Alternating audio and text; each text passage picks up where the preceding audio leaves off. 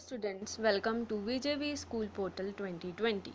Today we will going to learn Unit 1 Growing Up, section number 3, the story of Fidgety Philip of English Literature class 6th.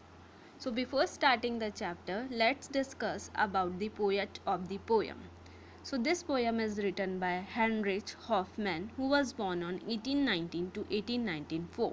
He was a German psychiatrist who also wrote some short works including Struwwel Peter that portrays children misbehaving.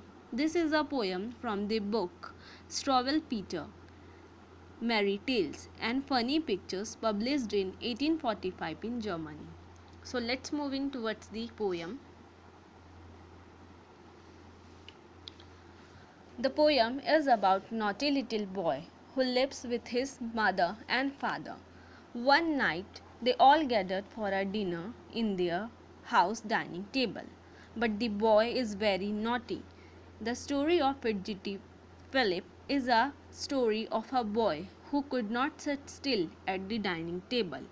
As described in the poem, Philip moves backward and forward in his chair and leaves the glasses, plates, and spoons and forks scattered all over. By saying this, Philip's parents look quite angry and also concerned about him. His chair falls, along with the dishes prepared by the mother.